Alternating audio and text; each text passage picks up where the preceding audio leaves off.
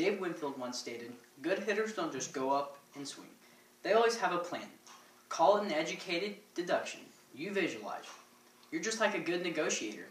You know what you have, you know what he has. Then you try to work it out." When swinging a bat, there are four major parts. It involves the grip, the stance, the stride, and the load, and then last but not least, the follow-through. I feel that I'm qualified to speak on this topic because I have been taught by many professional baseball players the proper mechanics of swinging your baseball bat.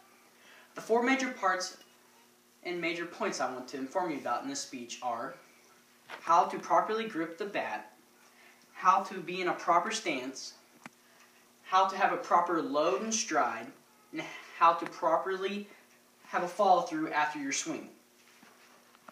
Our first main point, I want to show you how to properly grip your baseball bat right. When gripping your bat, you should always have both your hands' middle knuckles aligned together. Whenever you grip your bat, never deep palm the bat, otherwise you will lose a ton of bat speed. You should always grip it in the base of your fingers, allowing it to align your middle knuckles. According to shutdownInnings.com, a major league hitter only has 0.2 of a second to hit a 90-mile-per-hour fastball. Whenever you relax, you are going to have the best game of your life. Whenever you bat, you will have a loose grip. Don't worry, because whenever you swing, your loose grip won't stay long, as whenever you swing through, you will naturally tighten up your grip and allowing you to have a good follow-through. For my second main point, I want to show you how to have a proper batting stance. A proper batting stance starts with your feet.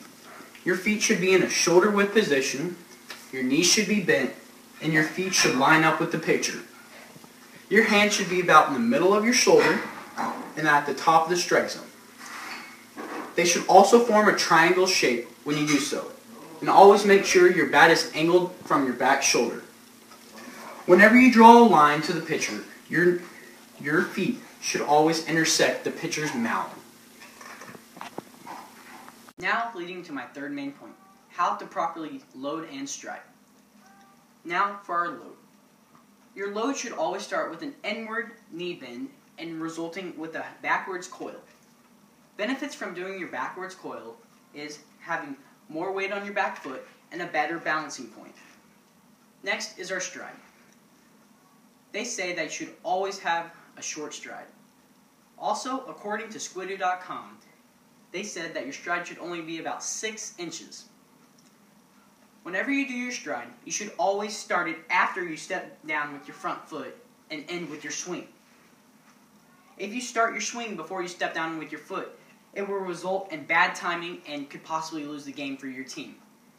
Now, always remember to lead your bat with your knob and your hips and never your shoulders. Now to our final main point, how to properly finish your swing with a follow-through. You often see people out there that stop their swings at contact. This is entirely incorrect. You should never stop at contact because you lose all the power and velocity you've gained through your swing. To ensure that you have a correct follow-through, you should imagine another ball besides the one that you're hitting. After you hit the first ball, extend your arms and have the same power you have until you hit your back. Whenever you do your follow-through, you should always have an extended arms to the pitcher. Your barrel should always be facing the pitcher once you are almost completely done with your swing. Whenever you do your follow-through, you should always have your top hand face down after you've rolled through.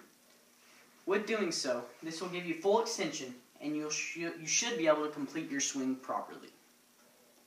In conclusion of my speech, I hope you now remember to line your middle knuckles up and to always stay relaxed. Before you start your swing, you should always check to make sure your feet are shoulder width apart and your knees are bent. Also remember to have your bat angled above your back shoulder. Whenever you start your load, you should always start it with an inward bend for your front knee and ending with a backwards coil to your hips. When starting your stride, you should always step with your front foot and ending with your swing.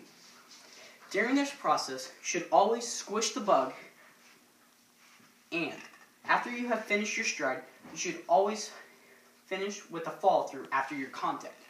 During a follow-through, remember that you should have your barrel facing the pitcher with extended arms.